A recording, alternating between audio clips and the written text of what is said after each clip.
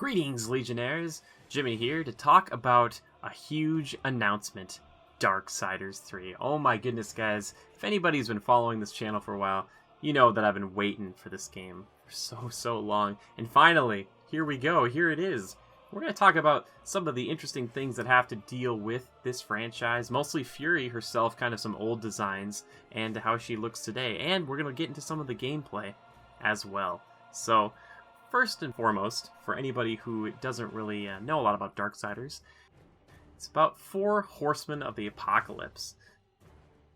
There's War, Death, Strife, and Fury. Now, these 4 individuals are the enforcers for the Charred Council, that kind of group with those big molten lava heads that you saw there at the beginning. And they go around and they keep everybody, the demons and the angels, in balance. But Fury is the focal point of this one, and looking here, we can see some of the old art and how she has changed into what she is today. So we're looking at some comic panels from the old comic that was bundled with the very first Darksiders, and you can kind of see her purple hair, a little bit more like pale skin, and purple armor, which is pretty different for the most part than what she has turned into today. But as you can see here, her whip in action, trying to prevent war and death from fighting, but just don't go against death. I think that's the that's all you got to learn from that panel right there. Anyway, here it is, Fury in all of her beautiful new glory, rider of the Black Horse, the most unpredictable and enigmatic of the 4. Pretty cool design, and we'll touch on it a little bit more later, but a lot similar kind of vibes and things like that to her brother War, which is pretty interesting. But let's get to some gameplay here. One thing I'm going to tell you guys to do while we're watching this, watch her hair. So while we're traversing and kind of running around, it's kind of like regular and flowing, as you see. But later on here, you'll see it kind of, when she's fighting, it will change. So it's just a little detail, but keep your eyes out. As you can see here, we are returning to Earth, and Darksiders 3 will be taking place parallel to the events of Darksiders 2. And that means those are the events that took place about 100 years before the first Darksiders. So it's, again, another prequel. So we're running around here. We run into Ulthane, a.k.a. the Black Hammer. Good to see him again. A Maker, an old one. And we'll get to him a little bit later.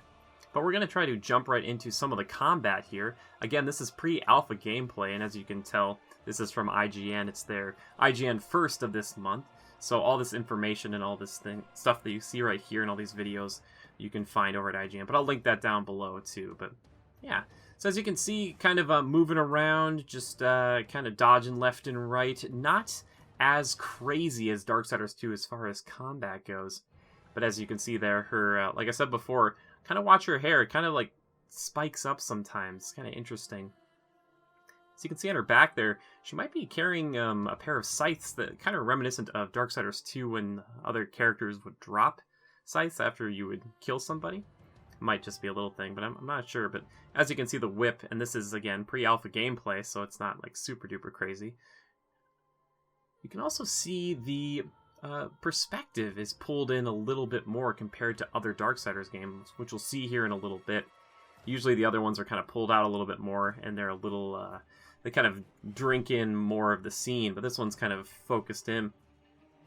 As you can see here, she is crawling through vents very Arkham City style, as it were. It's not a huge deal, but I thought it was kind of interesting because we haven't really seen our Horsemen kind of clamber through something like that before. Usually War would kind of bulldoze his way through obstacles, and Death would kind of Prince of Persia his way around, like wall running and doing all this stuff. And as we've seen before here, kind of she can traverse by using her whip to kind of swing from one side to another.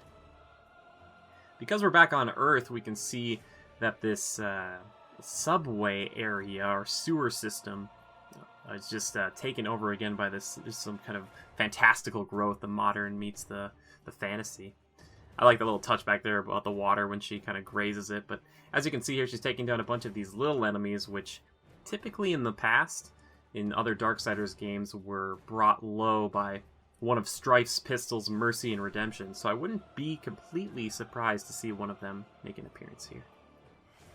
Now we're moving in on the first of the kind of the bigger enemies here, because she has been tasked with taking down the physical embodiment of the 7 deadly sins, or just, you know, the deadly sins in general.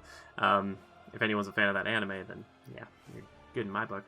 Anyway, we can see here this kind of interesting tiered fight. She has to take out all of his little minions first, because Sloth's not going to come fight you one-on-one. Why, he's going to have his buddies pick him up and drag him around for a bit. Again, we're not really seeing super complex stuff here. She mostly has a few dodge abilities and just kind of a basic combo attack. Kind of just beats him down here for the most part. I'm guessing this is very, very early on in the game, or at the very least it's just an early build and you might have access to a few more things. That move right there, the Buzzsaw, is a kind of a staple of the Horsemen. You see both War and Death use it very well. But she's kind of supposed to fall between War and Death speed as far as fighting. So if we look at War here, War is kind of slow, lumbering. He's hitting a few guys. He's doing pretty well. Big swings. There it is. There's that Buzzsaw I was talking about. But just for a little bit of fun, let's just go check out how fast Death is, actually.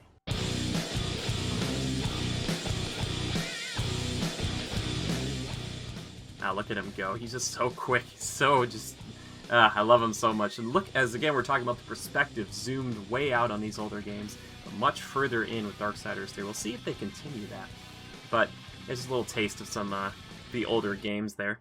But kind of showing off those guys before, we're seeing right here in this picture over on the Darksiders website that you can go check out. Check that link down below. Chaos Eater, or a form of it, potentially.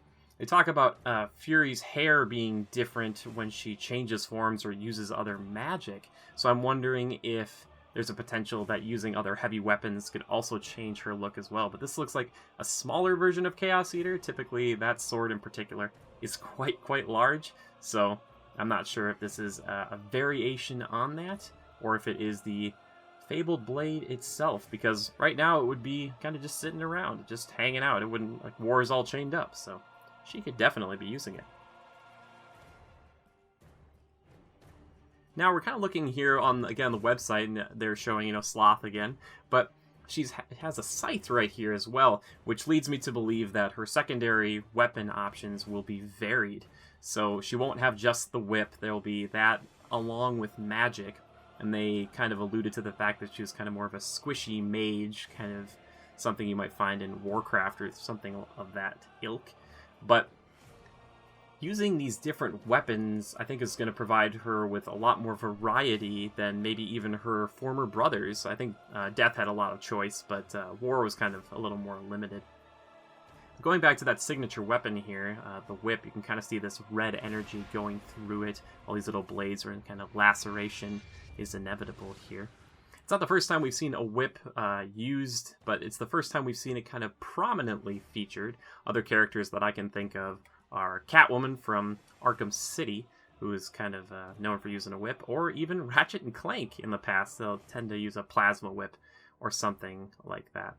Again, it's not brand new, but at the same time, seeing it featured as the main weapon, that is something we don't see very often. And I'm excited to see how they implement it even more so within combat and the traversal options. Now we're getting back to Ulthane, aka the Black Hammer. If anybody played the very first Darksiders, you'll remember he is one of the old ones, or the only maker I believe you run into in that game. He's the one that ends up giving you Mercy, or one of Strife's pistols. It's a quad barrel. It has infinite ammunition, but shoots at a slower rate. It's used to take down some of these giant worms and things like that. But seeing him in this game and seeing her kind of walk past him makes me think that he is going to be probably the guy who's crafting your weapons, might be upgrading stuff for you, building new things, and I wouldn't be surprised to see him take a prominent role like he did in the very first Darksiders, which isn't bad because you never know, maybe more pigeon plucking, aka taking down angels, so that's always fun. Now we're going to get into some of the other kind of concept art that they have over on the website here. As you can see, the kind of overgrown, you know, old city from human civilization with all this kind of fantastical stuff around it, really bright, vibrant. You can see the sewer down there, kind of overgrown a little bit more. There's all these trees, and it's very lush and vibrant. It's not as drab as the first game was, which I think is a good idea, because that's one really great thing about the second game. Just kind of goes a little crazier with all the fantasy. And then over here you can see this kind of gaping maw. You can see those bats, which I presume will be demon or something like that. Very colorful once again, with the buildings up on top and then the kind of the crag down below, the fissure, as it were. But for our eagle-eyed viewers, if you look up kind of in the top area there, top middle, we'll zoom in there for you though, you can see what I believe is our protagonist wielding a giant hammer or something like that. Very similar to some of the heavy weapons you could get in Darksiders 2, so probably see some of those. Here's just a shot in-game of just what the world looks like, so those concept arts coming to life a little bit more with the whole civilization overtaken by nature or whatnot. So yeah, it's very pretty. It's, reminiscent of a little bit of some of Darksiders 2, but a lot more of Darksiders 1, just with a lot more color in it, which is a good thing, because that was one criticism I had personally of the first Darksiders, just kind of drab and dreary for the most part, and not always the most fun to hang out in. But here's a picture with our star. Once again, as you can see on her back there, those might be scythes. Might be. It might be something completely. It's conjecture at this point. But, I wouldn't be surprised to see it. Again, we saw that picture kind of with her holding one. So, that whip, if anyone's worried about that kind of combat where it's just that, I wouldn't be too concerned. I think she's going to have a lot more going on. Plus magic abilities, which both Darksiders 1 and 2 had. Especially Darksiders 2 kind of choosing your skill tree. So I wouldn't be surprised to see a lot of that. Here's some concept art of Fury just beforehand. Joe Mad Madureira, who was the creative director back at THQ, actually came back and redid and re-envisioned Fury for them. Unfortunately, he won't be working on the game as a whole, but his influence is still definitely there, along with the kind of the blood and soul of that old team, who a lot of them have returned, I believe. So kind of cool to see some of her concept art and where she's come to today. And finally, here's just a good look at Fury herself.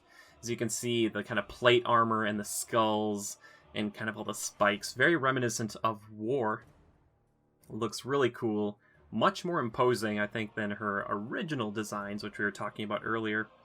She kind of had a scarf before, but I think they've kind of done away with that in lieu of kind of just focusing more on her hair and all of this, kind of streamlining her and making her much scarier. Full with the Eye of Sauron there, kind of around her neck. I'm just kidding, that's not the Eye of Sauron. I want to know what you guys are excited about the most with this game. Here we're kind of seeing her use this whip to kind of counterattack someone before they can attack her, and I would have loved to have seen that in the gameplay, but hopefully that's there. But I want to know what stuff you're most excited about. Are there any characters you want to see return? Maybe Volgrim, I don't know, the merchant, he's so great, he looks so cool. Samael, oh, that'd be so good too. But because this is running parallel to the second Darksiders, we won't be seeing War, and I don't think we'll also be seeing Death at all. So unfortunate that we're not going to get them together, but that just means that the potential for them to team up down the line is going to happen. So maybe we'll still get that Strife game for number 4, and then eventually get a 5th one, that'd be pretty great. Anyway, if you liked and enjoyed this, please feel free to subscribe and check out any of our other stuff. If you can check out my old Darksiders 3 wishlist video. It's kind of comical now. I guess we can call it Darksiders 5 wishlist, but I'm still hoping we get that 4-player someday. I know a lot of people are kind of like, I don't know if to do that, but or at least change them out on the fly would be really interesting as well. If you're looking at this cool art here, it's courtesy of a one and only Yoren Evers from Jade Circle Art. And if you're interested in checking out more of his stuff, just go over on Twitter and look that up. Or you can go over to our Patreon and look at that, because if you become a Patreon at any tier, you can get some art that is pretty similar to that style that you see right there. It's very cool, and if you're interested in supporting us, that is the best possible way to do it. Just throw in $1, throw in $2, whatever you like. If you don't want to do that, if you just want to share it around, that can even help a lot too. But I really appreciate you guys. Thank you so much for checking this out. I will keep this information updated as much as possible. I'll keep trying to come back to this, and I usually talk about it on our weekly podcast, The Critical Podcast. So check that out too. There's a big playlist of all of them. But thank you so much for hanging out with us today. I really hope you enjoyed this, and yeah, let me know what you think of it. And just remember to adapt and overcome.